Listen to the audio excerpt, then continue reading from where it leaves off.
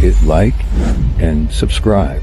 You're watching the Marc Lamont Hill official YouTube channel.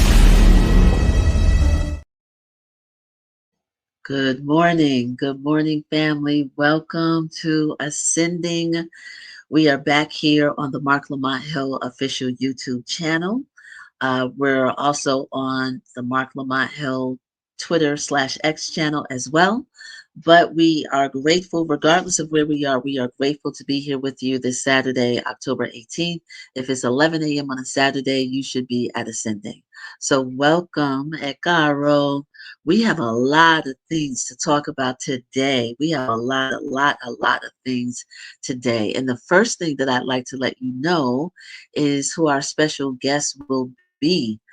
Before we get into all our regulars, we have my friend Kimberly Knox. She is the featured guest today. She is a producer, a cultural curator, a marketing savant, and she's been doing this work for so very long. We're so happy that she's going to be joining us in just a couple of minutes. But right now, before we get into that, I want to shout out the Marc Lamont Hill official team. I want to shout out my team, Drake, Aaron, Kevin, and Sandy. We have some new volunteers coming on. Maybe we'll announce them next week. Some people that's going to help us clean house a little bit. But shout out to all the people behind the scenes. Y'all know I'm a behind the scenes person that likes to give people their due. So shout out to those folks. So while you are getting settled, while you're getting ready, while you're buckling up for today, please tell us from where you are ascending. We want to know because you all have been watching from all over the globe. You've been watching consistently, and we thank you. Our loyal folks. We got a lot of loyal folks, but I also extra want to shout out Rolando, who I know is probably in the chat by now, I'm sure, or will be. Cynthia, who's always watching either live or over there on the West Coast on the day after or whatever. But wherever you are, tell us from where you are ascending. Put the country, the state, the city, the municipality. We just want to know. And even if you're watching this after the show, if it's not live that you're watching, put it in the comments on the watch page on YouTube. Tell us that way as well. So I'll check out the comments in just a little bit. But again, we have a lot of things going on. We're going to do our regular segments, but it's going to be get your pen and paper or your notes on your iPhone or whatever, because we got a lot of stuff to share, and we're really grateful for that. Before we get to our main guests, so we are going to do. We're going to start off like we normally do with bookmark. And the bookmark today is a book I've not read. It's just so much content. I'm not even reading as fast as I want to. But this book came to my attention, and I was doing some communicating with Dr. Stacy Patton this week. We were trying to confirm her dates because we know she's going to be on the show. And she said that she wouldn't be able to join us on this particular day next week because she's going to be at a conference, which we'll talk about in a minute. So the conference that she's going to be speaking at, which is why she won't be with us next week, is a conference put on by the Maryland Lynching Memorial Project. So just hold that note because we're going to come back to that in a second. The bookmark is related to that conference. The bookmark, for those who are listening and not watching, the book is By Hands Now Known, Jim Crow's Legal Executioners. The author is Margaret A. Burnham. It came out in 2022. I only know about this based on my conversation with my dear sister, Dr. Stacy Patton. We want you to definitely go ahead and get that book because here's a little bit of information about the author. This is an award-winning book, made a splash when it came out in 2022. Again, the title of the book for this week's bookmark, the title is Margaret A. Burnham. I'm sorry, the title is By Hands Now Known, Jim Crow's Legal Executioners by Margaret A. Burnham. She is the founding director of the Civil Rights and Restorative Justice Project at Northeastern University. She's been a staffer at the Student Nonviolent Coordinating Committee. She's a civil rights lawyer, a legal scholar, and a judge. She is the author of the book. And again, I only know about it because of this conference that's happening next Saturday, October 25th. And I was blown away. I just got so excited. I turned into a 5-year-old to know, and why should I have doubted that there are a group of people presently pushing back against or making known and bringing their brilliance to what happened to us as a collective of people. And in this particular case, what happened to us as a collective of people on this soil in the state of Maryland as expressed as lynchings. So that's what the book is about. And we want you to get the book, of course, from a Black bookstore. So we do our reminders that Uncle Bobby's is a place where you can get a book. Black owned bookstores across the country. I think there's about 200 independent Black owned bookstores across the country, including Uncle Bobby's. We want you to get the books from there because we're all about supporting Black institutions. That's what we do all day long. Before, after, and during I had this show, that's what we do.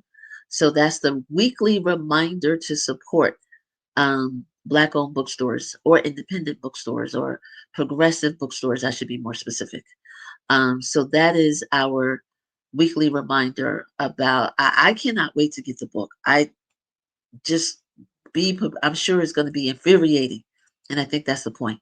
So thank you to Margaret A. Brennan for doing the book. Thank you for the conversation that I had with Dr. Stacy Patton, who's coming on the show. So since we're talking about this amazing work, let's do Black Media Shout Out. Black Media Shout Out is actually the organization that we're talking about, the Maryland. And if you're watching the screen, the MD, for those who, if you're not from this country, you might not know that MD in this case stands for Maryland. So the Black Media Shout Out is the Maryland Lynching Memorial Project. I'll read the website in just a minute, but very specifically the media page of the Maryland Lynching Memorial Project. They have a website, and one of the pages, the inner pages of the website, is called Media. Go there because they have references to audio, to videos that you can watch that uplift the ancestors who were lynched in the state of Maryland. That's what this project is all about. And so that's why we're doing Black Media Shout Out, because they're a group of scholars and social justice activists and um, uh, uh, people who give a damn that are saying to us in the state of Maryland there were so many thousands of people that were lynched between a certain period of time, and we're not going to forget them. That's what the Memorial Project is about. The Maryland Lynching Memorial Project. That's what it's about. And not only are we going to memorialize, and if you go to that website, you're going to see that they have people's names listed and on what day and in what place in Maryland they were lynched. The legal scholars and historians did that kind of work for this memorial project. Who knew? I didn't know it existed. Maybe I'm late, but I didn't know. Thank you, Stacy, for giving me that info. So I want us to lift them up because they're doing ancestral work here, and simultaneously they're not letting people off the hook for being legal executioners. So I'm going to be talking about them beyond today. But I want you all to know about the Maryland Lynching Memorial Project. And maybe there's some memorial projects from other states. I don't know. I'm not sure. But you'll tell me, right? But we know about this one. And we know that Stacy is going to be a guest. We'll put that at the end. Stacy's going to be a guest speaker, one of the keynote speakers for that particular event next Saturday, October 25th. We'll find the date that she can join us because that's going to be an amazing conversation. But shout out to the people, and God bless your psyches. God bless your hearts. God bless the inner steel that you have to live with the data and the information and the pictures and going to the sites and putting up memorial markers while you contemplate our ancestors, including children, hanging from a tree. We got to do our part, right? We got to do our part. We got to let people know that this exists. I think the conference is going to live stream. It's going to be all day next Saturday. So after ascending, you can go and watch it. But I needed to say thank you to those people who knew that it was important that we don't let people off the hook. As a matter of fact, guys, I think I have I think I have oh yeah, I was supposed to save it, but guys, just bear with me. I'm gonna put up this quote really quick. We're gonna show it at the end as well, since I'm going on about the work that these scholars and social justice activists are doing. For those who are listening and not watching, the quote on the screen is from Brian Stevenson, the founder and executive director of the Equal Justice Initiative. It says, "We cannot heal the deep wounds inflicted during the era of racial terrorism until we tell the truth about it." Because I was going off and got a little fired up. We were going to save that for the end, but I wanted to put it on now. So, everybody, you are watching Ascending, the weekly live stream show where I am your host, April R. Silver. Mark is not here. Mark is not here. I've been doing this for 38 weeks now on his channel. And so I wanna remind you all to support this channel, this work. Some of you are regulars. Some of you all know about Marc Lamont Hill, but he's not the host here. He's the EP. He's the boss. He owns the channel. And so, well, sometimes he might pop up, right? But just know, for those who are new, I am your host, April R. Silver. We are here every Saturday at 11 a.m. Eastern. And I want to give you a message. The way to support this channel, this show, and Marc Lamont Hill and all that he's doing as the Black independent media amazing person that he is and visionary that he is, the way to support is to become a member of his new Patreon channel. If you are watching, you see the QR code on the upper, what is it, upper, my right? Yeah, my right. The other side. The other side? Okay, yeah, thank you, Kevin. But there's a QR code. There's only one QR code on the chat on the screen. So you can sign up to become a member of Mark's new Patreon. You can that is how you support this work, this channel. When you become a member of Patreon, you fuel Mark's YouTube channel. Breaking news. Becoming a member of his Patreon is how you fuel the work that is ongoing on Night School, office hours, this live stream every Saturday. Like, there are people that have to get paid, right? There are people who are volunteering and some who have to get paid, but we can't do it without your support. So if you have the means to do so, please join the Patreon channel.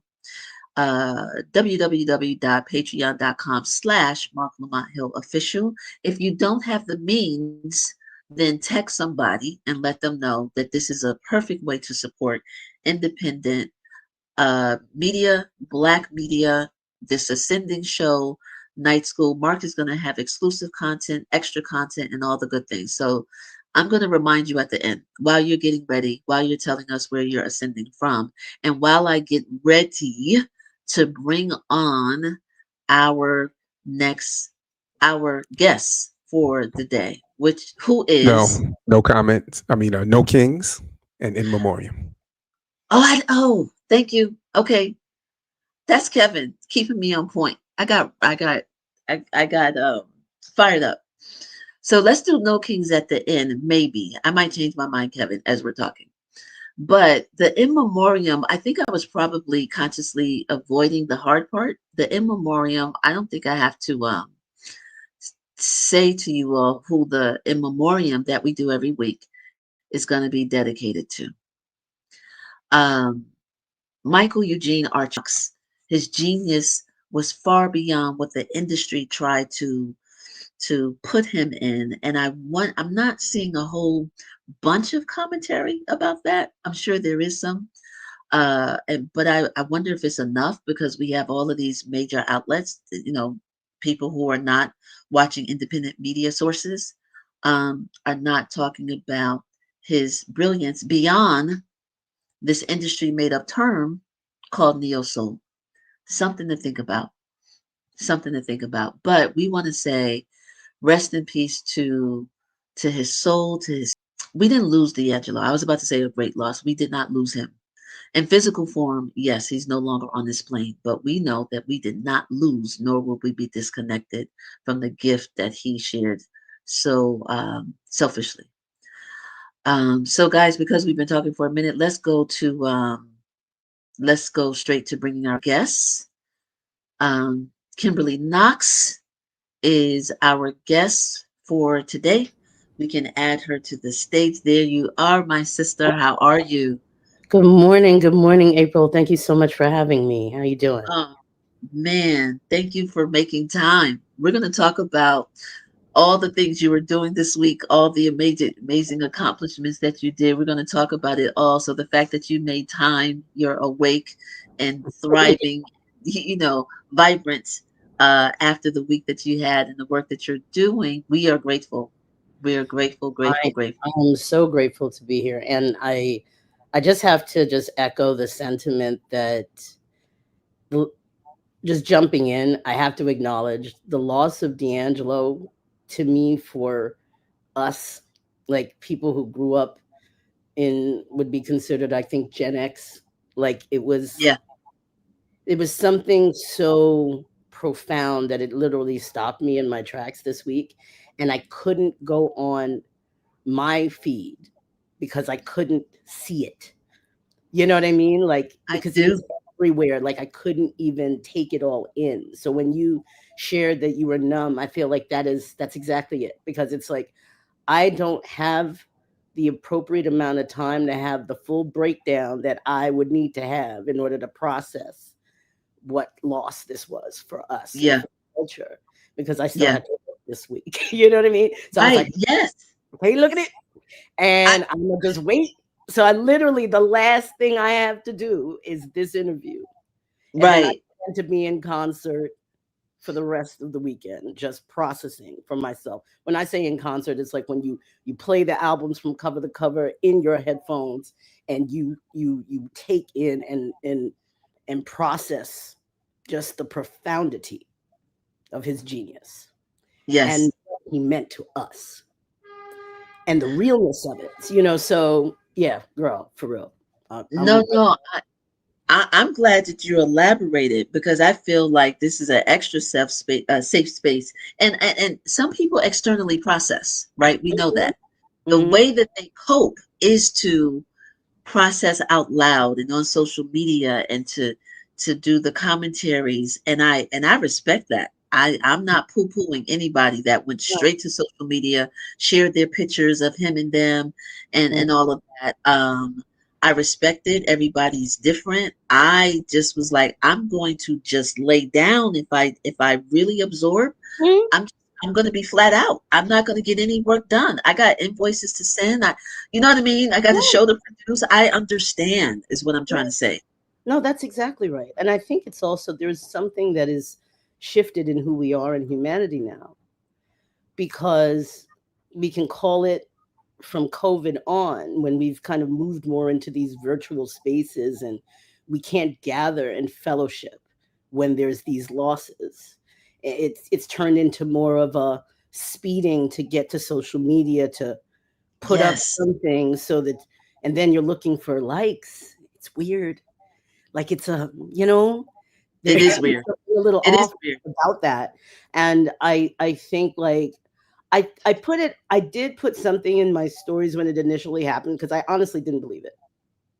Like I was like I think I said something to the effect of I don't even know what to do with this. Like I don't know what you're Yeah, saying. You yeah, know what I mean? yeah, yeah. But I do think on a more profound level and a broader level of where we are is I think specifically our generation, we are going through this kind of hyper intensified loss of our peers. Yes, And you can't get over one before you lose another. yes. You That mentioned part. Jamal Warner, please. I had to lay down. I had to literally lay down because I was like, that doesn't compute to me, Yeah. you know? So I think we are in an interesting space as a generation because people that you loved and you admired and you grew up with and kind of had your coming of age with that you Yes. felt like you would have much more time with, they're just out here. And Yeah. we don't grieve together anymore. We don't come together anymore. There's not even a national day of mourning for COVID. That doesn't even exist. Whoa. Think That's about a bar. A national day of mourning for COVID. Wow. there's no acknowledgement. You lost millions of people. Millions. There's no acknowledgement. There's no memorial. It's just next day, just keep going. That's not normal. That's not Right. normal. Right. And I don't think we process things the way we used to. So the amount of trauma that's building up now, it's a lot. Yeah. And we don't know how that hurt is going to manifest. For some people, they're they're obsessively posting. Some people are drawing inward, Mhm. right? They're not communicating. Yeah. You know what I mean? They're building up exterior, bold, thick walls, because they can't process. Like it could show up in a variety of different ways. And to your point, Mhm. like we've not given space. So many of our elders talked about like we got to have space for this. I think this is why, to your point, if I may, we're going to jump into all of it, but I think Yeah. that's why I was so excited to know about the Maryland Yeah. lynching memorial project, because I was like, this is a whole nonprofit. You know what I mean? Mhm. This is a whole body of research. And when Yes. you go to that website, they have the ledgers of Yes. the names and the Mhm. date and the place and it felt so refreshing. Like we know it intellectually that we have our historians, but to see a whole nonprofit with their 8th annual conference coming Mhm. up, Mhm. that was refreshing to me. And that's why I was like this in the beginning of the show. As it should be, because I think our only weapon to truly combat the erasure that we are experiencing is to be our own archivists, to capture and continue and make a home for our stories, our lived experiences. And Yes. and I think that especially now when there's this, battle against the truth, battle against science, like there is all of this misinformation that's being done to really dumb us down. And it's purposeful, because if you're Yes. led to the slaughter, then you can easily be led right off a cliff. You know what I mean?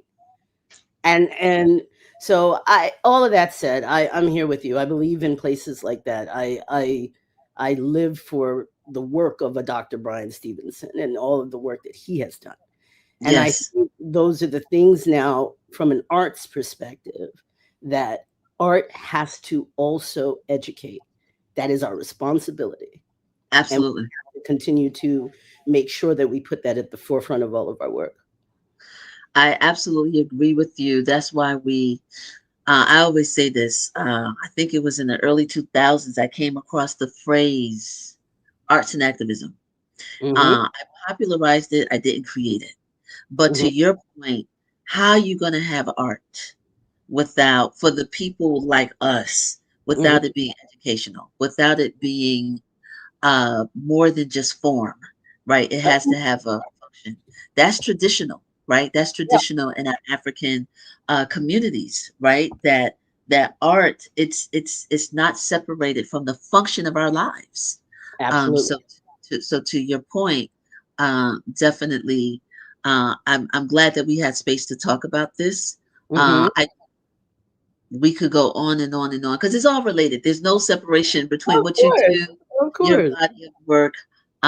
But yeah, I would say this part. Also, I'm changing my language, and I would love to get your opinion. I'm Hmm. changing my language because we didn't lose D'Angelo. When people Hmm. transition, we don't lose them. And I learned that first from my uncle. Shout out to Uncle Tat, who's a pastor on my father's side in Virginia. And one of his daughters passed several years ago. And it was heartbreaking. She passed of cancer. Rest Sure. in peace to Cherie Silver. And I think it was at that funeral. He's a pastor, so he's done many, but I think it was at that service where he was like, "We didn't lose her," or maybe Hmm. he was talking about his mother, my grandmother. But I want to attribute it. This is where I first got to thinking. We don't lose people. We know exactly where they are. They're with us in our hearts. Yeah. right? That we don't lose them. So I think it's important for us to examine the language and maybe to speak of people in the present. I agree. If we believe that their memories are important, if we believe Mhm. the spiritual value of calling out their names and saying their names, Yeah. right? If we believe that, then we can't talk about them in the past We because absolutely should never yeah, talk about them in the past. I think that, you know, no pun intended, but they have ascended, have they not? yes, They have moved to a different plane. That doesn't mean they're gone. That doesn't mean their essence is gone. That doesn't mean their impact is gone. If anything, right, their impact gets intensified by the right. fact, the grief, and how I think it was what was that young actor Andrew, I forget Mm, his name, but he said that grief is basically the unprocessed love, that wow. accumulated unprocessed love that you have for this person that you never get to share with them anymore. Like Mm, it'll stay with you forever. But I also just think that in the world that we're in now, it's also about what you believe, what you have faith in a time when faith yeah, is being attacked everywhere. When you yes, believe that you have a more powerful ancestor, I think that that's what's happening. I think that when you start to see these like huge, like back to back to back to back to back, a bunch of people that, I mean, we lost Malcolm, Asada, and D'Angelo, and hmm Andy Stone, and I mean, mm, and so many countless others. But just think about those names alone yeah, in a matter of months. yeah, Feels like there's an army being built for a spiritual war that we need the protection of yeah, these of ancestors, and how they have yeah, impacted us and what they taught us. yeah. And I would say, tell me what you think, that the Mhm. army's built. They just getting more soldiers. That's right. You know what I Yeah, mean? Because the absolutely. spiritual warfare is a real thing and it has been Very real. present since before day one. The Hmm. spiritual warfare exists in another plane, and the physical warfare and the racial terrorism, as our dear Brian Stevenson said, in that quote that I showed. So it's real, it's present, and Hmm. it is a fact of life. Hmm. I don't Hmm. know that we're going to get to one day the war is over. Hmm. Spiritually, physically, emotionally, I don't think we're going to get to the point. But the day the war is over, our side won. I think it's ongoing. Would you agree? That's tough. Hard question. It's Okay. tough. I mean, I think that what we are experiencing, as violent as it is right now, in my opinion, is kind of the final death rattle of white supremacy, because I do believe that that time has to fall. If we believe in time and we believe in history, we know that it's cyclical, and Yes. and everything starts with us. That's why they hate us so much. But there is never going to be a time that we don't go back to our position as to who we already are. And I think Right. that when you feel like you don't have the numbers, you don't have the masses aren't really behind you, that's when you become the authoritarian, the fascist. Now you're going to force the people, but you cannot Hmm. really force the people. I mean, You look, cannot. you can't really force the people. The people Right. will always rise up. That is who we are in humanity. There will be injustice, and then the people will rise up. And that is what's happening. That's why you're seeing the Pan-African movement that is happening now, the CARICOM. I'm Jamaican and Nigerian. This is all in my Ah, DNA. I forgot that part. Yeah, we ain't doing none of that.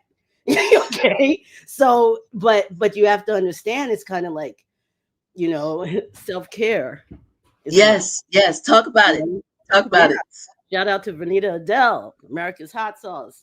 Black people. She basically has this Vernita Adele, black woman entrepreneur, fashion maven, producer, and she created this clothing line called "Black Folks Are America's Hot Sauce," which I think is genius.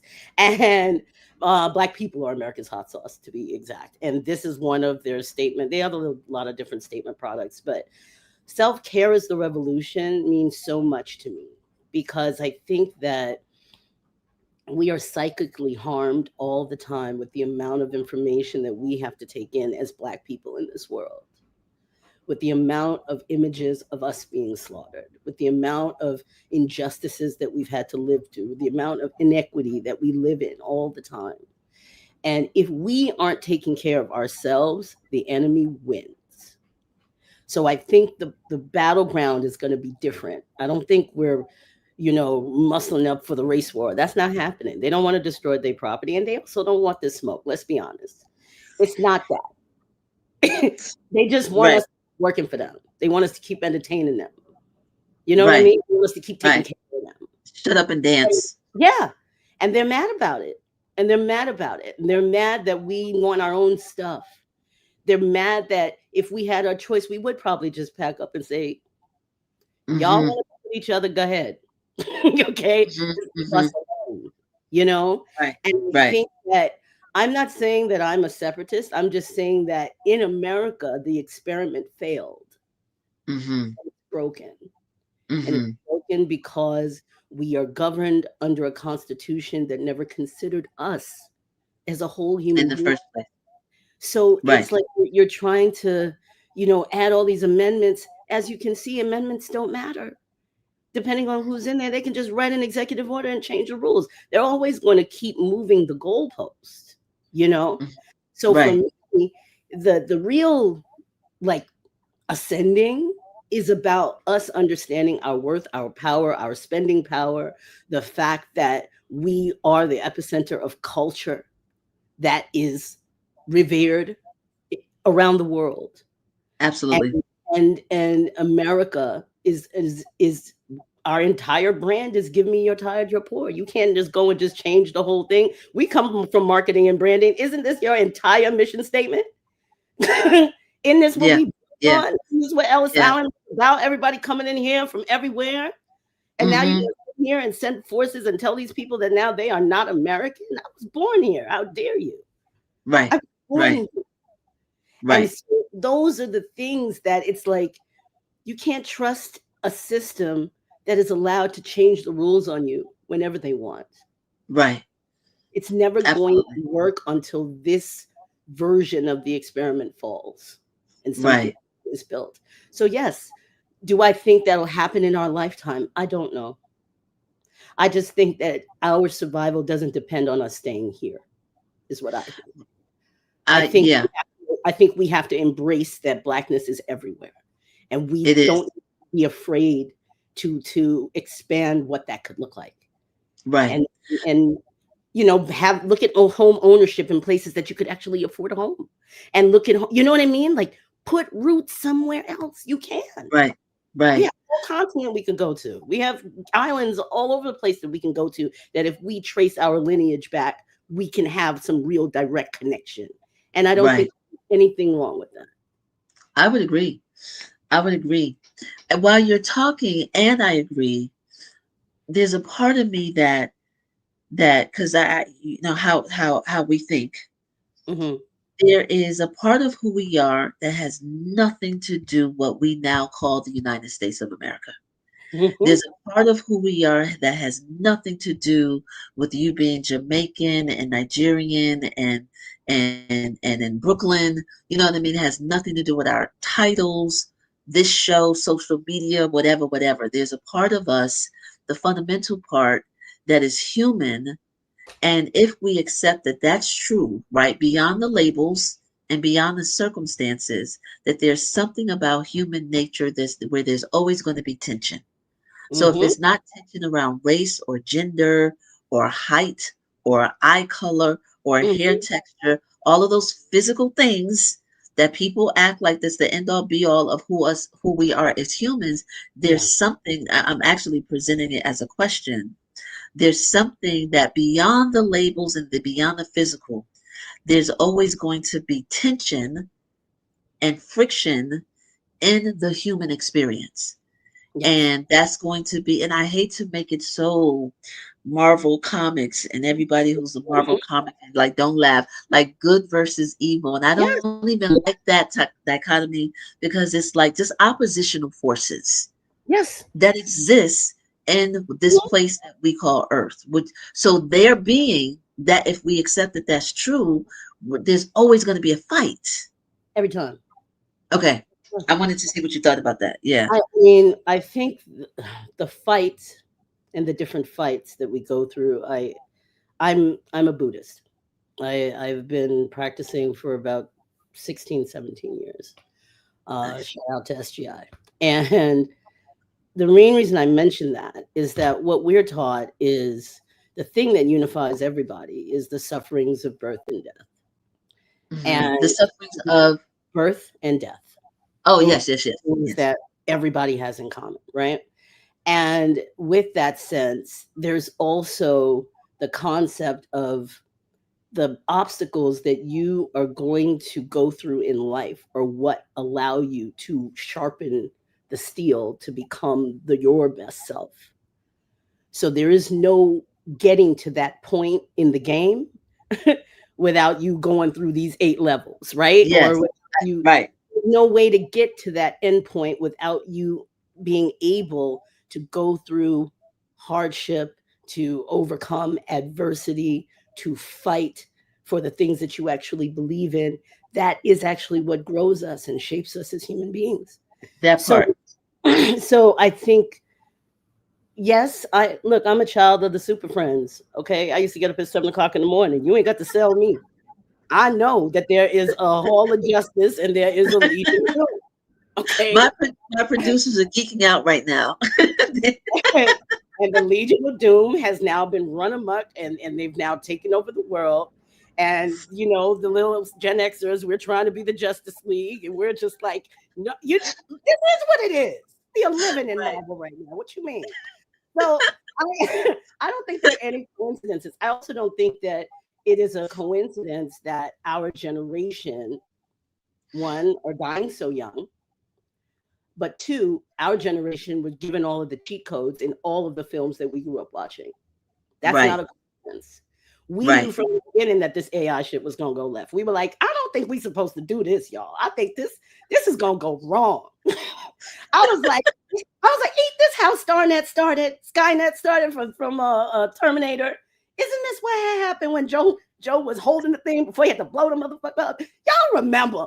Okay, so the point is that we know that the man against machine thing, it's always been a constant story that the Yeah. machine is going to take over and they're going to replace the people, and then the people are end up batteries. Shout out to the Matrix, Yeah. and these stories, which both of those stories were actually written, I believe, by a Black woman. I mean, I Yes. know that everyone wants to say that, that's not real. I was like, that is real. It's just that's Right. just about how when you say the machine, as it were, the Hollywood machine can steal from Black genius and repackage it, and then they have more lawyers than you do.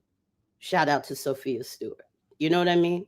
It's wrong, but these are the stories that we tell because I think we have a indigenous knowledge that's in our DNA that kind of gives us the warning signs that it expands the minds, that calls an Octavia Butler, or a oh my goodness, what's my child?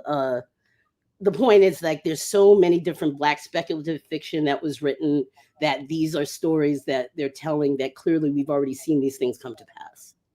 I don't think Right. that is a coincidence. Right. I think that there's certain people that are supposed to get the signal and certain people that are not. And I don't think everybody survives. I don't think That everyone makes part. it out. That part. Ooh, you done said a It whole. is. So I just think we have to accept those things and be about teaching these young people. You can't just let them destroy their minds like this. You have to Right. teach them.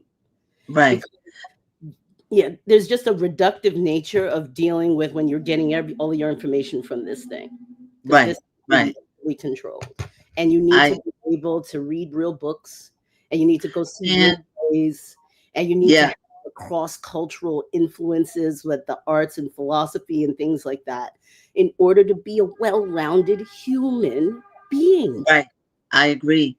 You done landed us right to where I wanted to go because I want people to know your origin story. So I didn't want to cut you off, and I'm not cutting you off, but I want you to go into like how you even got here because you were on a roll, and you've been doing this for 30 something years. Like you Uh, are bringing this commentary is because of a depth of knowledge and experience and producing and marketing and being behind the scenes, which is what this whole episode is about, right? You know, because the wisdom that you're dropping and what other people do, like is showing up in your art and in your work. So tell us a little bit about like your origin story as the founder of businesses, the marketing, uh, brilliant one behind a lot of campaigns. Like, tell us where did that even begin and when did you start? Because I know it's been 30 plus years. It has. Why you trying to put me out there? Let people know how No, long no, I've been out here. we proud Gen X. We proud Gen X over here. I'm the proudest 57-year-old you know. I know that's right. I know that's right. Yeah, no, well, my company, well, really, prior to even founding Ubiquita, the beginning, my origin story was really that I used to be in agency work. And this is in the 90s. And I started out at an agency called J. Michael Bloom. And then from there, I was a part of the team that launched Innovative Artists in New York. So I always worked in film and television from that agency, artist representative background. Right. And worked my way up like everyone does. You start out as the fly receptionist, and this is like 90s. My hair was like at Lauryn Hill length. They're like, "Who's that? Get her in here," and because like you'd be the only Black girl there. You'd be the only one, and if Right. you were to survive, if you're good at your job, they want to promote you because you're their diversity hire to an extent. Like back then, Right. they were only one, and Right. so I was able to do that work for like the first few years of my career. And I really learned the business that way, which I think has always been a benefit to me because I always understood that once you make it to a certain echelon, the artist, no matter who that person is in that show, had a guaranteed amount of money that you had to pay them. And that always stayed with me because I felt like coming up from the Black art scene, that's really my cultural beginnings as an origin story. Shout out to the Sunday Tea Party, Ian Friday. Yes. That In Brooklyn. Used to be at Frank's, then at the Y on 3rd Avenue. And that is really from an event production space. I was the youngest person on that team, and I was able to help build those events out every single week.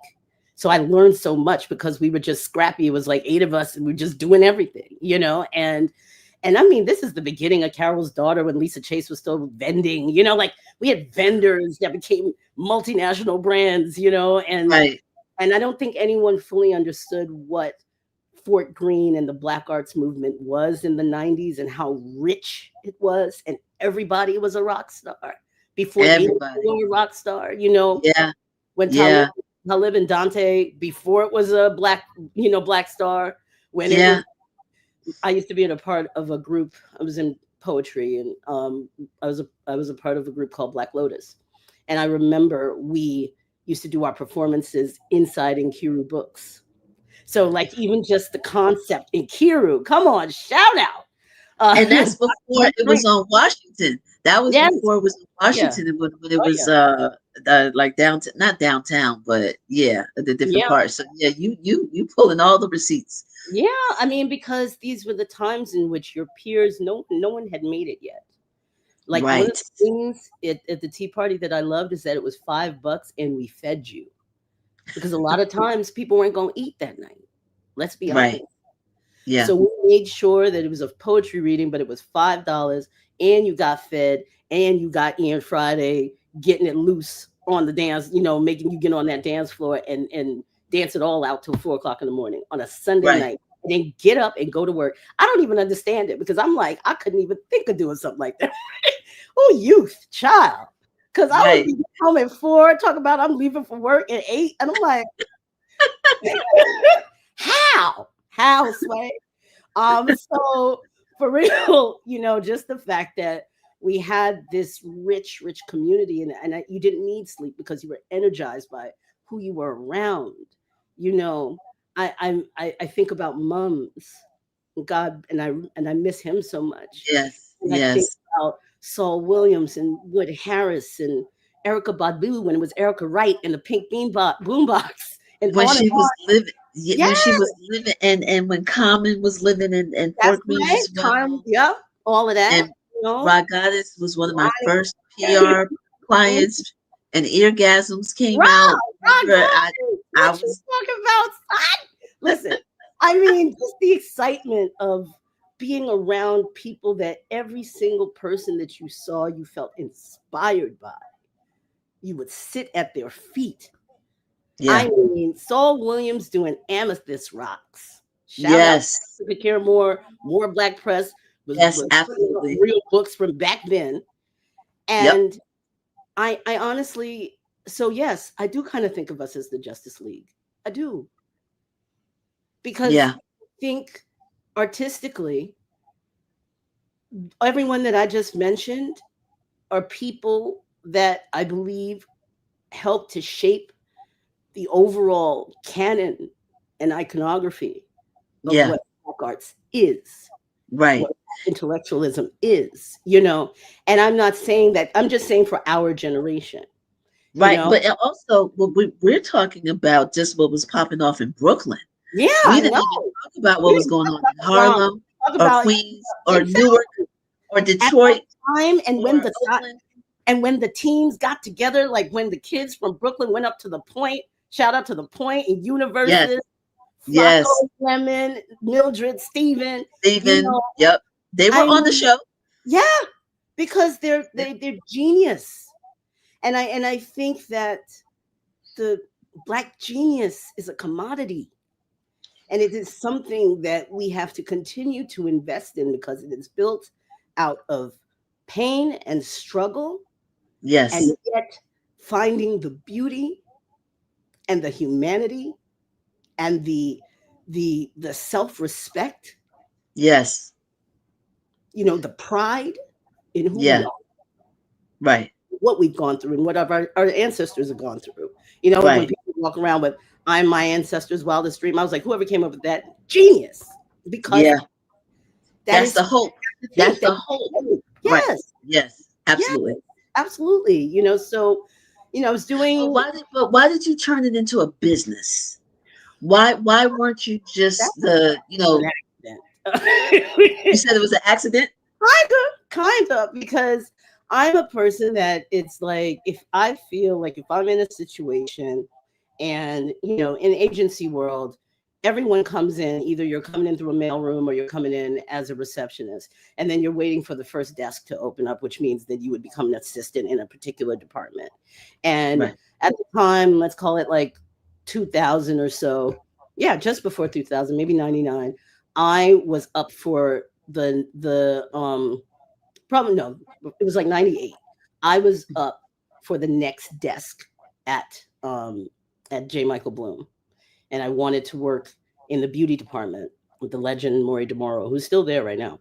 And I interviewed, and everyone loved me, and I knew everybody, and I was getting so I knew I had that job. I knew I had that job, and Maury they hired from outside the company, and I had a whole fit. Wow. This is some bullshit. Like you're 22, you a hothead. You just I Right, don't right, right. care. So so I go and quit my job, child. I quit my job because I was indignant. Young people, please don't do that. Just don't do it. All right. You can have another kind of conversation. Don't quit the damn job. So, How you gonna eat? How you gonna eat? Pay the light bill, all that stuff. and at that time, it was just coincidentally that I'd already quit. The people back in Legit, which is kind of film and television, that's the Legit department. They were Right. like, "We heard you quit your job. What are you doing?" They're like, "Come back here." And when I went back there, Allison Levy, who had just left J. Michael Bloom, was going to help be a part of that launch team for Innovative New York, and she couldn't keep Okay. assistant, and they're like, Allison needs an assistant. Can you go over there right now? And that's like, quit my job at like 6 o'clock and got a job at like 6:30 that same Stop. night. Same day. Wow. Same day. And then ended up there for 2.5 years, learned everything, worked with everybody. It was wonderful. But it was also, I wanted to be in music. I wanted to be in the film, the fusion of where we see things now with film and music, for there to be a music division within a traditional theatrical agency. That's what I wanted. And they were holding it over my head like a carrot, and they weren't letting me have any time to work on it. So so I quit again. So after 2.5 years. After 2.5 years, I quit again. And at this point now, I had all of these connects because I'd been doing that work as kind of like the only Black girl in there.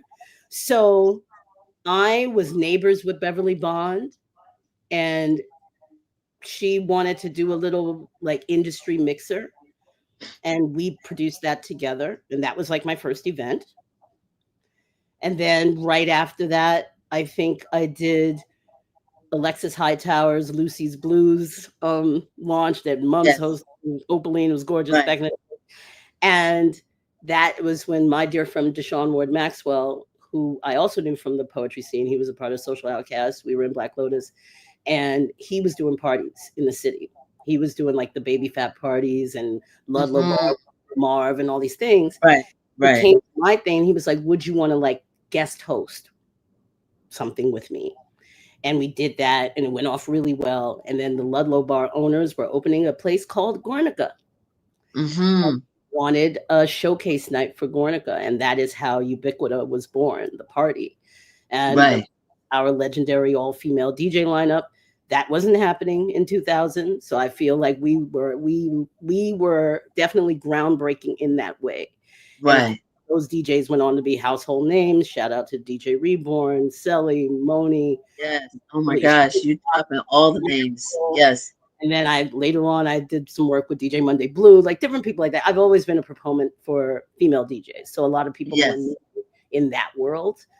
And that helped me to start to do cultural curation and partner with the larger institutions in Brooklyn. So there would be BAM, and did stuff with Lincoln Center and all the different museums. And that lane wasn't a lane until it became a lane. And then we were all in that lane at that point. Yes. Yes.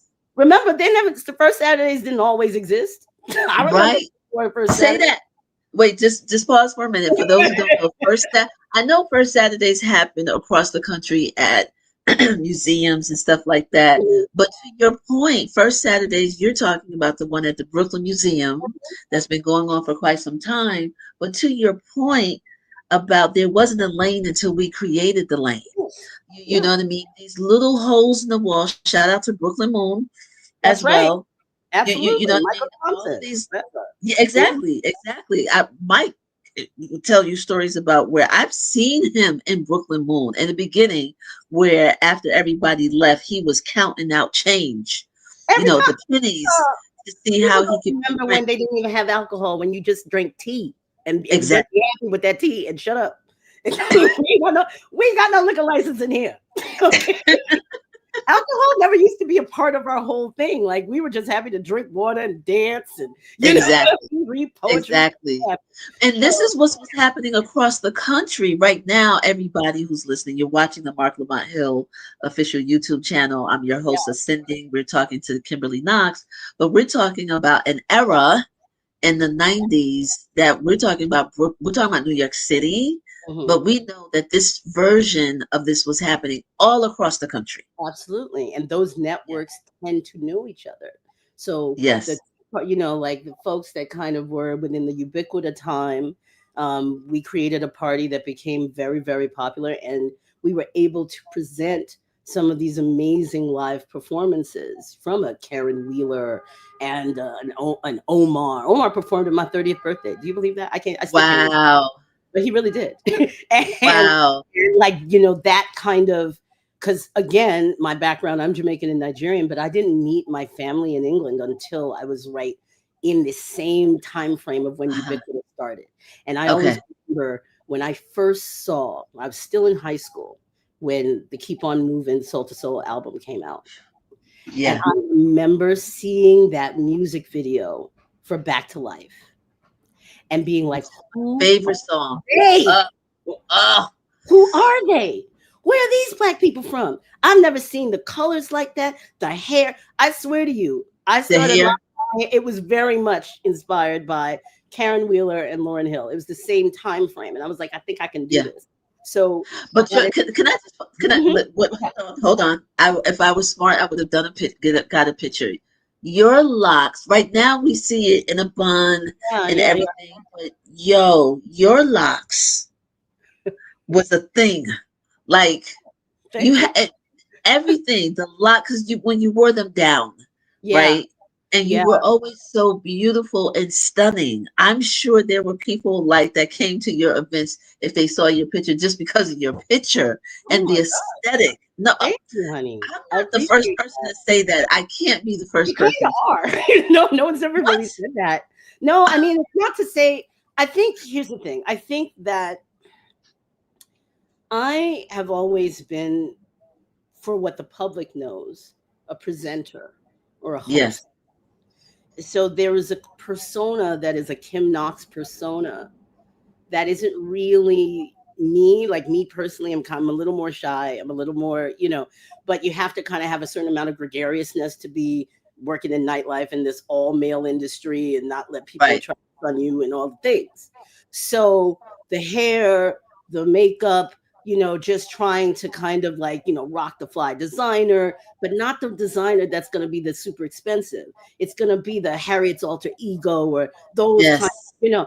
and just rock, what I feel is, again, black brilliance, black genius, black entrepreneurship, um, and create a bit of a shield for myself to an extent. Okay. And so I never really think about it that way. Like, I think there's things that I've done, like that we were able to do because I think we were one of the first ones to do full on photo shoots, to promote our new season or a new party or Right. whatever we were. And we used the fact that, yes, it was a very attractive team. So I'm not going to say from a marketing perspective I didn't think about that, but Right. I I never put myself in the forefront in that way. I think that it was more that Deshaun and I, as a partnership, we both believe that we want to show this kind of aesthetic that feels very international, feels Yeah. like it could be in New York or it could be in London or it could be in Spain or it could be, in Scotland. I don't think people really recognize how our culture permeates everywhere. And when we then start to get into more of our real Africanness, and now Africa being in play in all of these amazing countries, not cities, countries, because it's a continent. Right. Right. Oh, and there's so much access now that we can continue to celebrate ourselves. It's important for people to see positive images that look like them.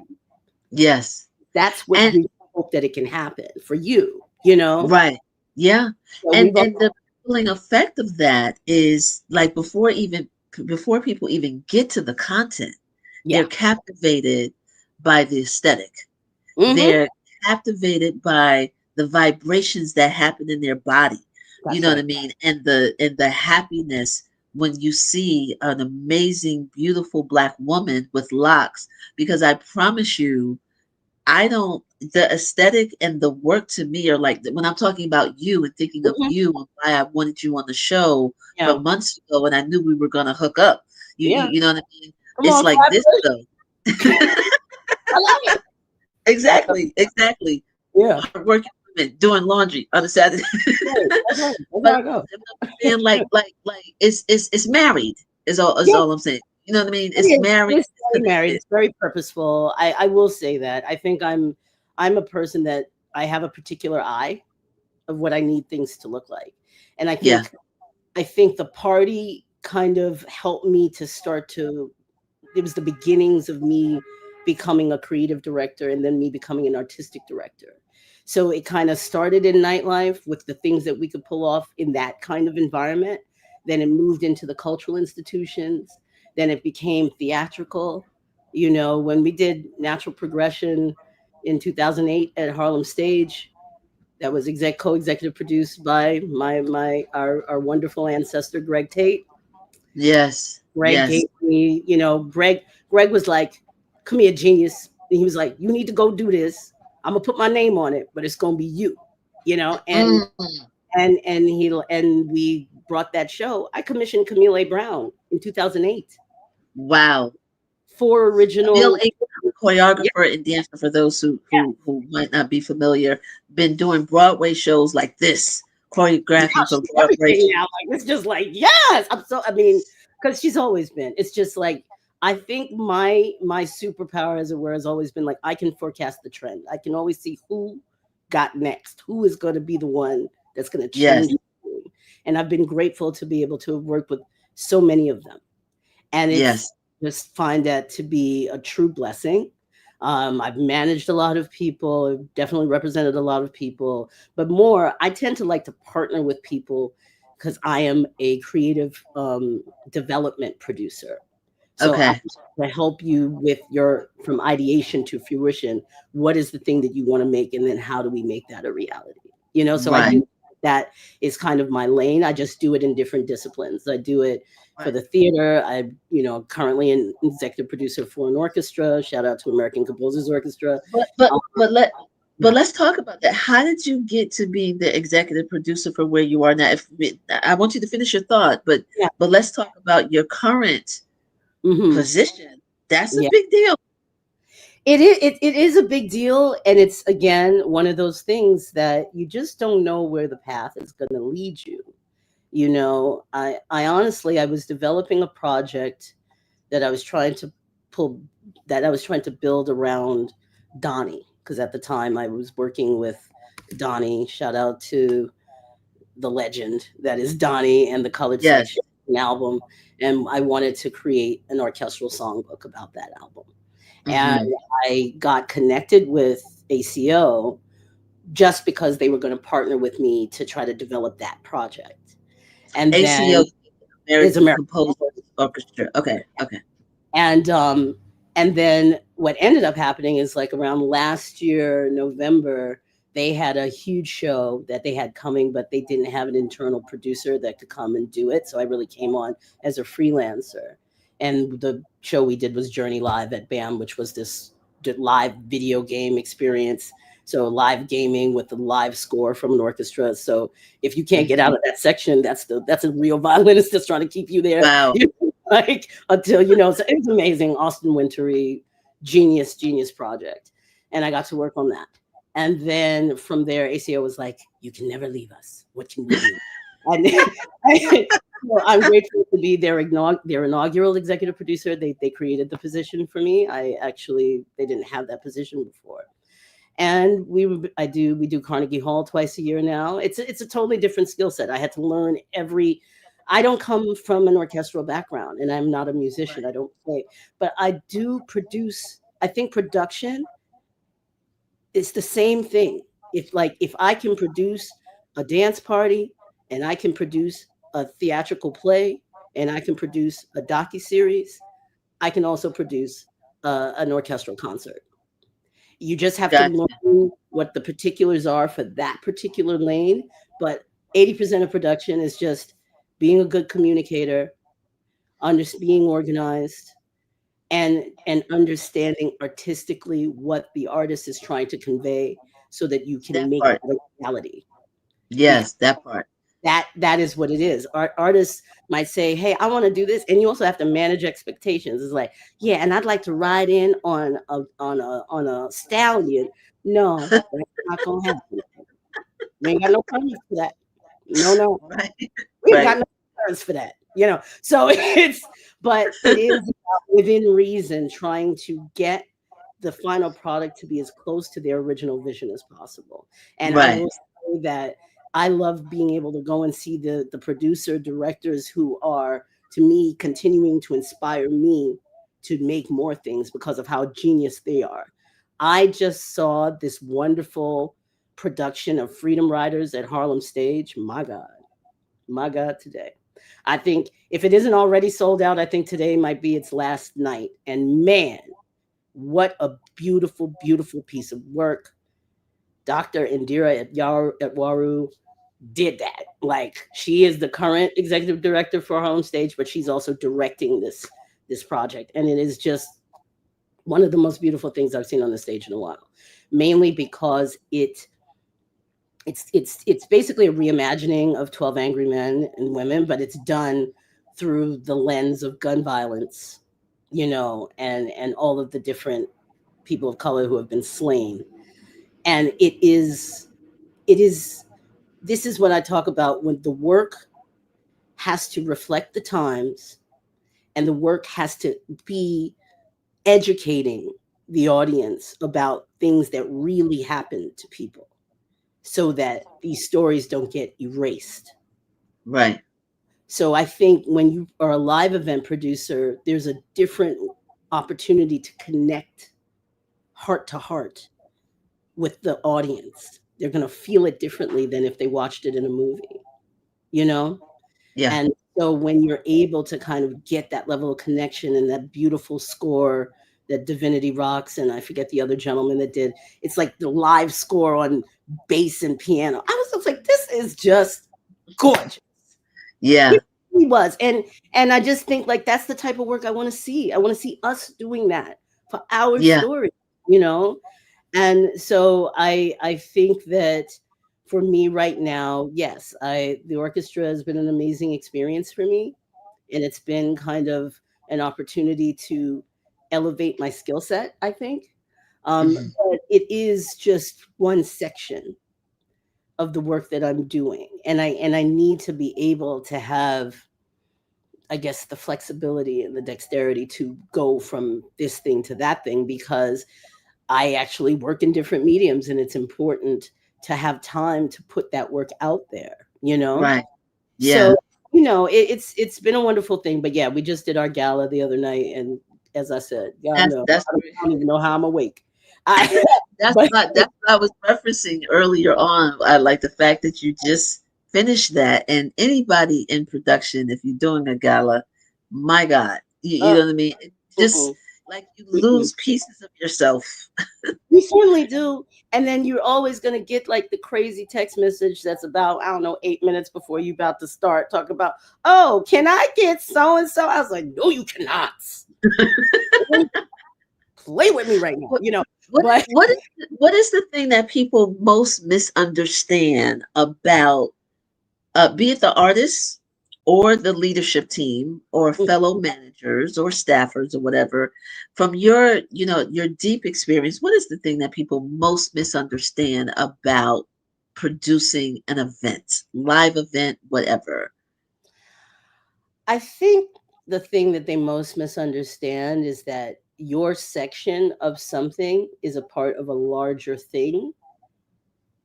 And if you feel like you can go over by 8 or 9 minutes, that's going to throw off everything else. So you have to be respectful of Yes. yours. There's a lot of people behind the scenes to make something look flawless. It's a lot of work that goes into it, and it's quite precisioned.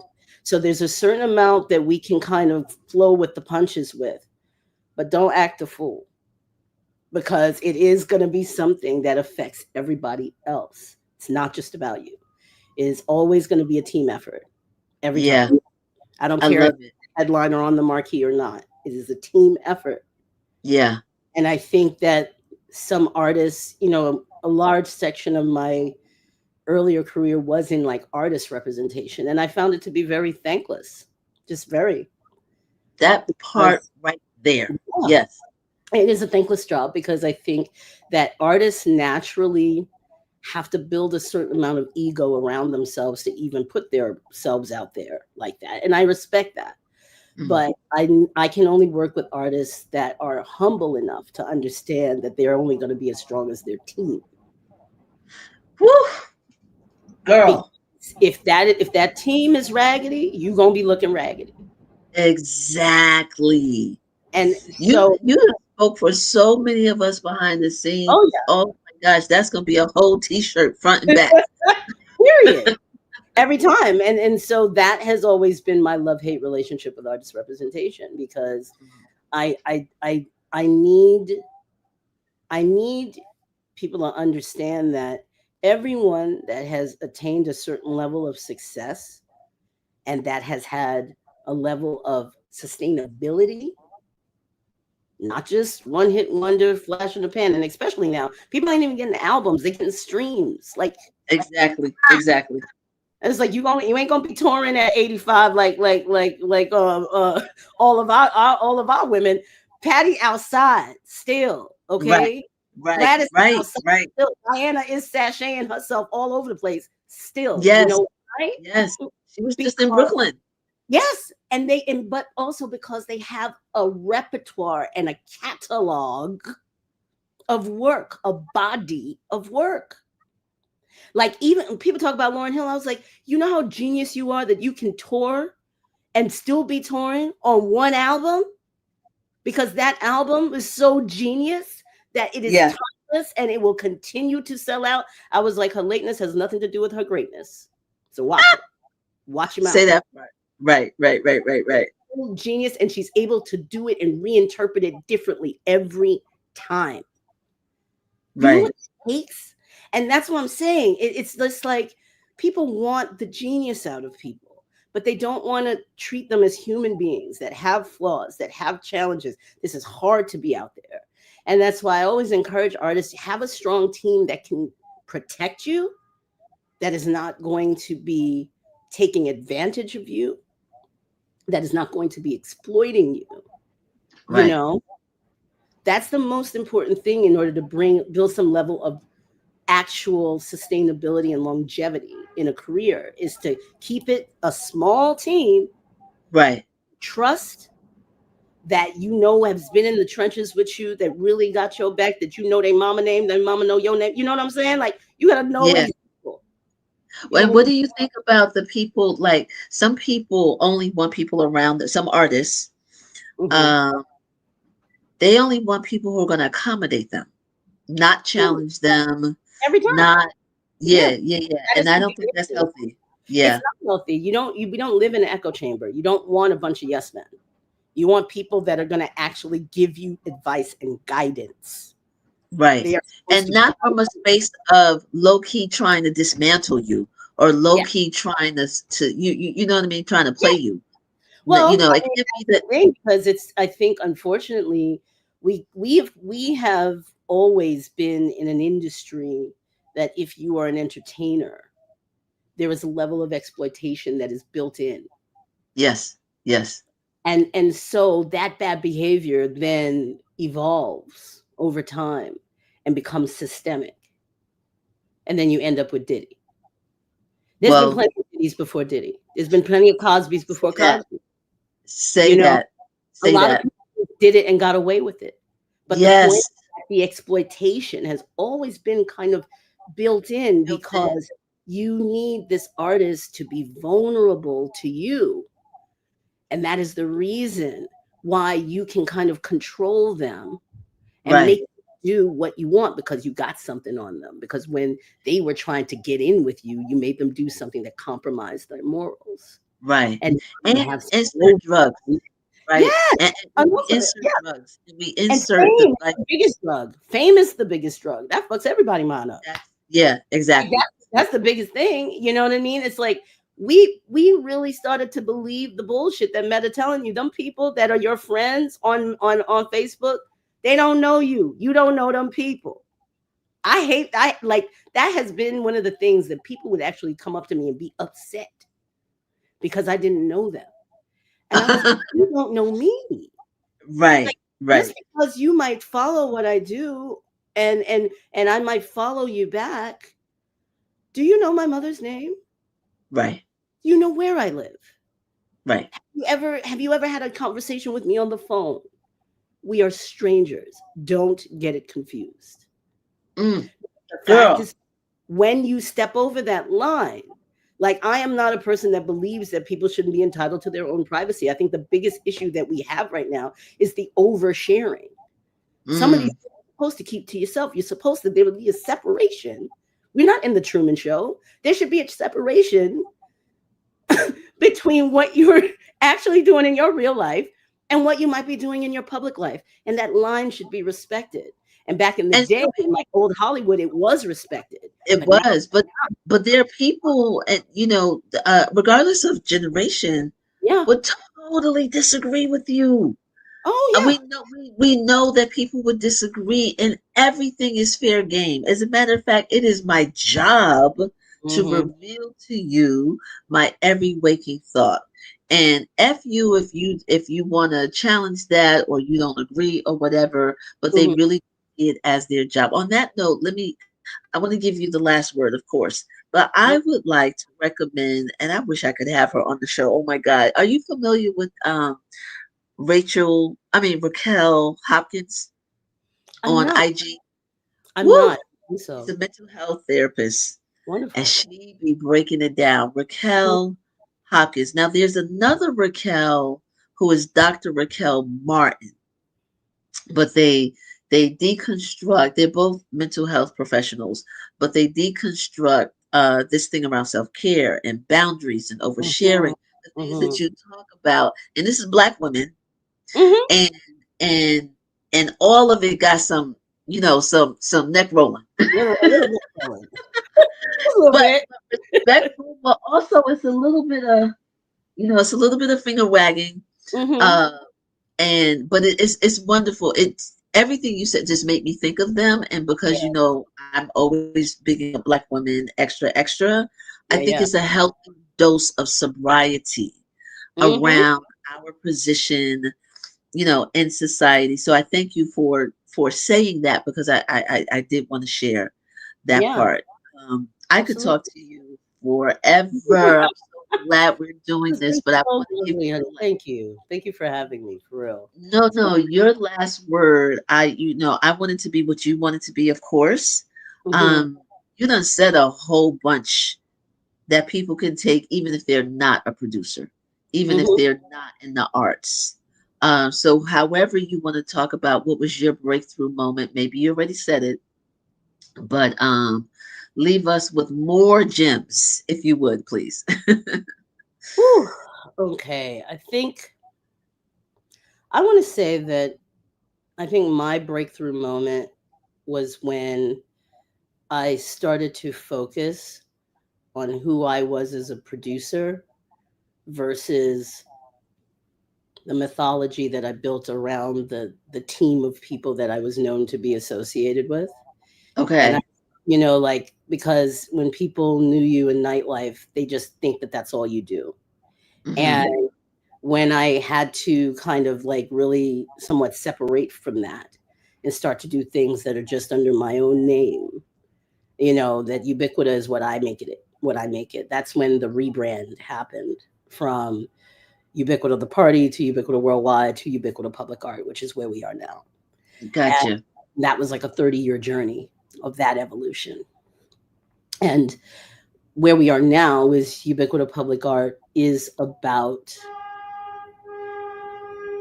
the global Black arts world, in essence, being able to create and produce projects that continue to celebrate Black brilliance, and doing it from a multidisciplinary perspective. So we work in film, we work in theater, we work in live concerts, docu-series, archive projects, media archive, whatever it is. It's always going to be connected to the lived experiences of Black people and a celebration of our genius. So I think understanding the world that we live in now, I had a breakthrough when I made the decision to dedicate the rest of my work and for the rest of my days to making sure that the arts are accessible and that they're able to be educational while being entertaining, telling Hmm. Right. real stories that are not just from a Black perspective. I have a project right now that I'm working with a South Asian film director about a British South Asian mother and daughter, but Oh, it's wow. all going to be talking about projects that are talking about experiences told through a lens that people don't traditionally get that access of seeing. You know what I Okay. mean? Yeah. And so those things are, I think once I started to like really focus and make that my mission in my work, a lot of different doors started opening up for me. Wow. Wow. And Yeah. so I would just leave everyone with, you know, legacy is important. We're not here forever. So what do you want to do that you feel will add value, to be value creating in this world at a time that everyone is taking away? How do you replenish? How do we pour back into? How do we reinvest? You know, and how do we broaden our scope and understand that our world is bigger than our block? There's a world, there is a planet, and you can learn so much if you allow yourself the space to go and see other things and see the person you could be in that environment, you know? Yeah. And Because you would say that even now, we're living under this regime, but I hear you saying even now, despite all of the fuckery that's going on, I yeah, hear you saying even now and despite that. And in some cases because of that. Yeah? because of that, almost inspired by that, because I think that this is probably there are no mistakes here. I think there's a reason why Africa is in play the way that it is now, why the CARICOM nations are in play the way that they are now. Because now there's opportunity, and there is probably going to be a mass exodus of Black Americans, because you want to go somewhere that you're not going to always have to feel all of the inherent biases and redlining and capitalism and all of the things that make what attaining the quote unquote American dream damn near impossible for Right. us, because all of these different boundaries have always been put in place. You now have nations who are offering citizenship and saying, hey, come on over here. Yeah, you Yeah. can buy a home, and that's something you can actually afford here. And look at the Yeah. quality of life you would have. Don't you think we would live longer? Don't you think we would live longer if our actual environments were designed for us to thrive? Live longer. Yes. Yes. That part. You know? Yeah. And so these things that we have continued to just accept because we didn't have any other option, we have an option now. We have plenty of options. I think the Yeah. main thing is to, when people say you got to decolonize your mind, it's a real thing. You have to start to think about the broadness of what's possible instead of all Mhm. the limitations of what you're being kept in, Right. based on a system that was never designed for you. That was never designed, inherently not designed for us ever, Ever. ever, not even a little bit, Hmm. not even a little bit. Uh, Kimberly, before you go, I want to thank you, number one. Thank Um, you. but this show is always like smelling salt for me. Who We have said Reggie I Jacks. remember Black Lotus? Who said that? That's funny. Reggie Jacks is one of our regulars. Oh, I love Uh, it. and then another one of our regulars says, Black men investing. How are you doing, Black men investing? I feel like I'm fighting the Legion of Doom Do it every every day. day. Yes, we are, child. Every day. You got I to knew fight them. Rolando. You let them We win. got to fight him. We got to fight him. I knew Rolando was going to be here. He said, I support the Justice League taking out the Legion of Doom by any means necessary. That Mhm. sounds like you, Rolando. We thank you. How you doing? Um, and then I just want to get some of our regulars. So Sandy is a part of our team. And Hey, she says Sandy. it's one conversation every week delivers. I'm so happy these iconic people and stories are being shared with us. Wonderful. So definitely. Oh wait, we have a question. So that wasn't your last word per se. Okay, no One problem. of the team members says, does Ubiquitous Public Arts do work in educational settings? I see some work that could be done in after school programs in New York City, says my Yeah. producer. Well, listen, I mean, that's one of my main things is arts education in schools is the reason I'm here today. I went to the public school system. I had a Right. Broadway class in elementary school. You know what I mean? Like those things are You had a necessary. Broadway class in elementary school? Did. I did. That's New You York know, City like, for you. That's New York this is what I'm City. saying. This is what I'm saying. You can't replace it. It's just like free programming. Like some Right, states, right.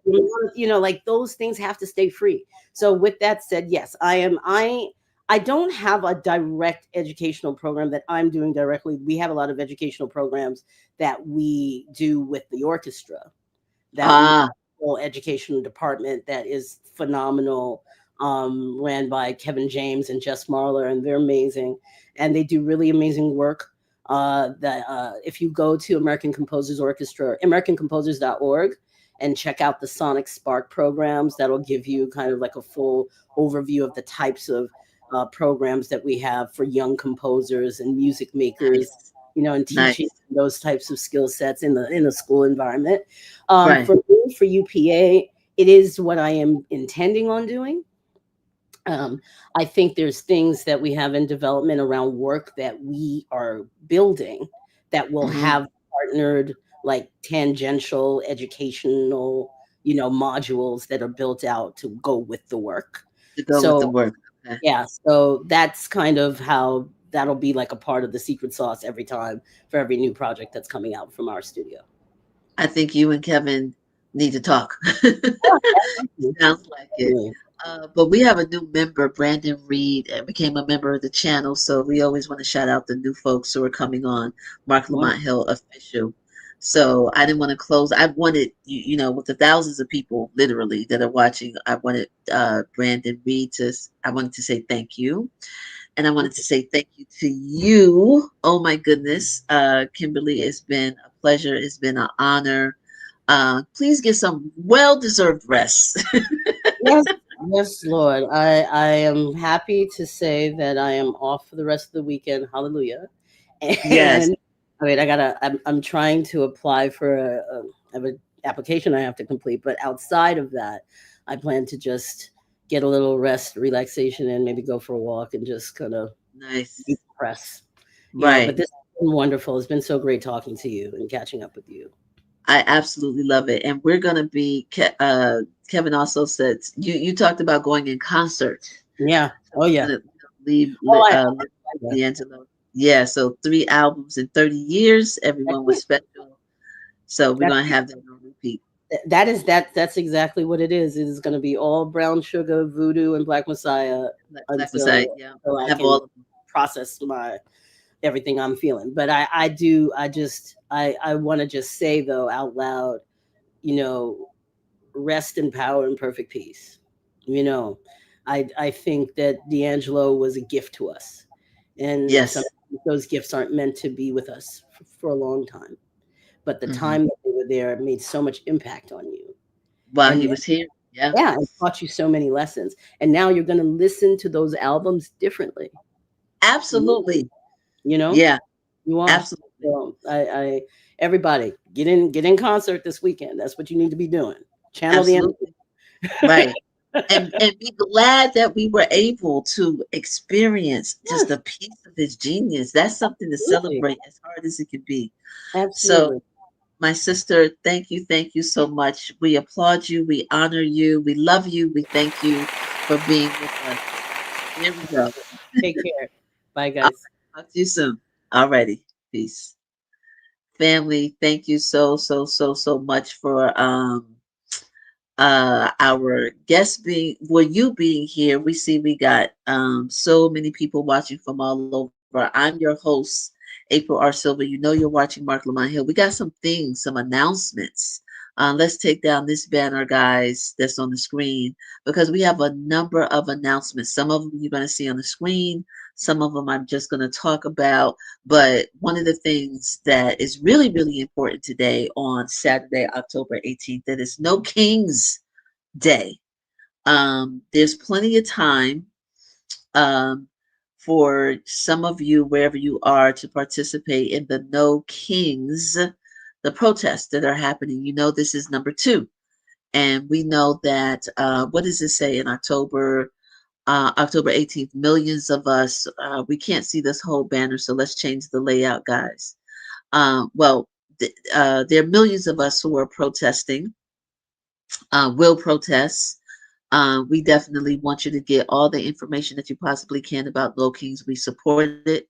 We support the concept. We support the organizing. We support the intention of that work for sure. Go to nokings.org for more information. There is a nokings.org. There's a page on that website, nokings.org, where you can learn your rights, where you can learn where the events are happening all over the country, I'm sure, as we speak and for the rest of the day, so that you can lend your voice, your talent, your treasure, your support, your alignment, your agreement.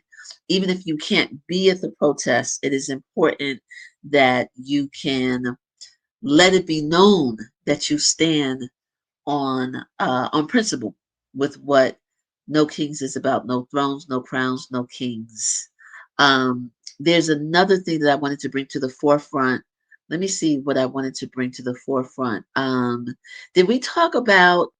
We did talk about the Maryland Lynching Memorial Project. For those who came in a little bit later, we talked about this at the beginning of the show. Um, the Maryland Lynching Memorial Project is holding its 8th annual Lynching in Maryland conference. That's happening on Saturday, October 25th from 9 to 4:30. It's happening in Baltimore. I don't remember if it's going to live stream. Just go to the website so you can see for yourself. But I want to, there's so many ways that we can show our support, our advocacy, um, and be informed so that we can be a voice piece for that which is righteous and good. And for all of us who are doing advocacy work, you can become informed. So this conference is happening on Saturday, October 25th in Baltimore, Maryland. It is called the Lynching in Maryland Conference. Our dear friend and sister Stacy Patton, Dr. Stacy Patton, is giving one of the keynotes. You'll see her on the screen. Again, it's called Lynching in Maryland, The Journey from Truth to Reconciliation.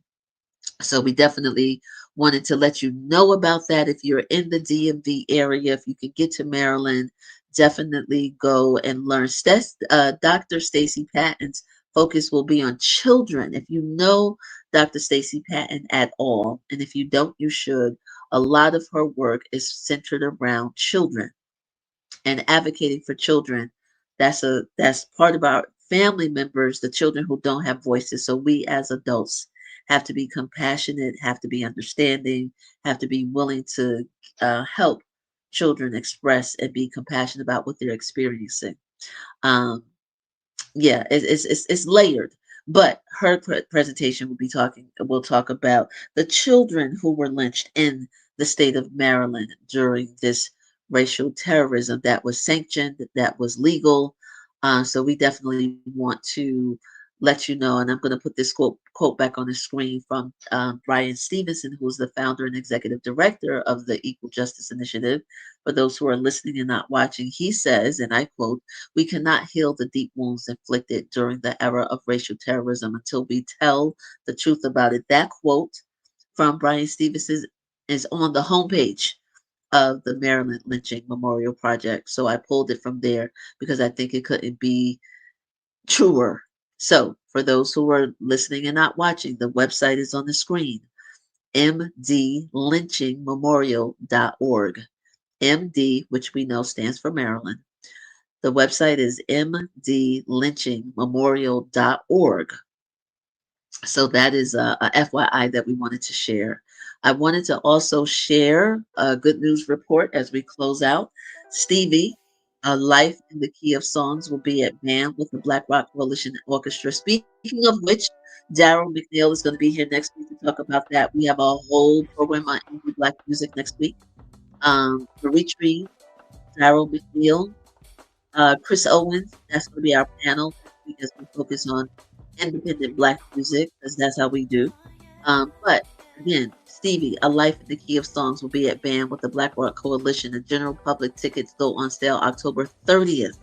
If you're a member of BAM, which stands for Brooklyn Academy of Music, then you can get your tickets now. But we, Aquila Works On, we're a part of that project because of Daryl McNeil, and we're going to talk about it. So the event, this retrospective of Stevie is in May 2026, but the tickets are going on sale now. There's a way that you can get involved in this, and we'll let you know.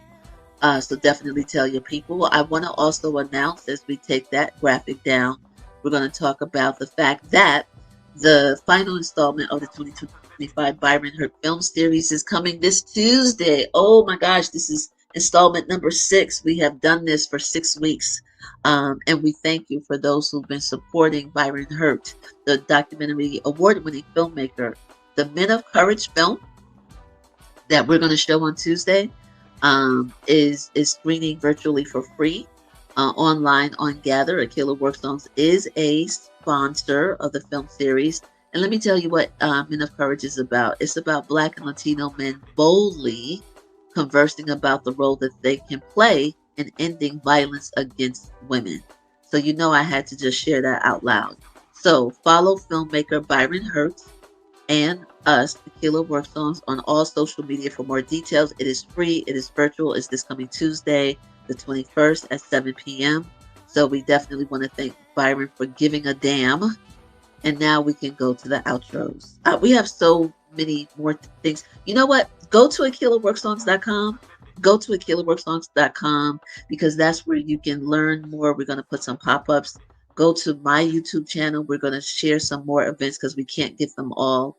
But go to my YouTube channel. Go to my social media. Go to Aquila Worksongs so you can learn about the Harlem Writers Guild and the fact that they turned 75 years this year. And what is it? The event that's going to feature Kevin Powell as a keynote and Dr. Brenda Green as the honoree. That's happening Friday the 24th at the Schomburg Center.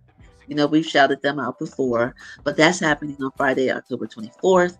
It's just so much going on. I'm so happy that we are acting and doing things and we're not being shut down, really and truly, with our arts and activism work by what's happening in the external world because we care about who we are and what we do. And we got to teach the babies. We got to teach ourselves. We got to preach to the choir.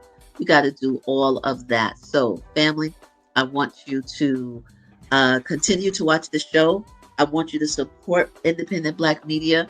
I want you to join Marc Lamont Hill on Patreon because you're doing that fuels the Patreon channel. It fuels YouTube. Is how this independent media space can stay alive and we can come to you every week and share this information that you didn't hear until you heard it from us. Real talk. You didn't hear about some of this stuff until you heard it from us. So tell your people, we thank you for watching. Tell your people, stay up, and we will see you next Saturday, every Saturday at 11 a.m. on Marc Lamont Hill Official. I am your host, April R. Silver, host of Ascending. We'll see you next time. Stay up.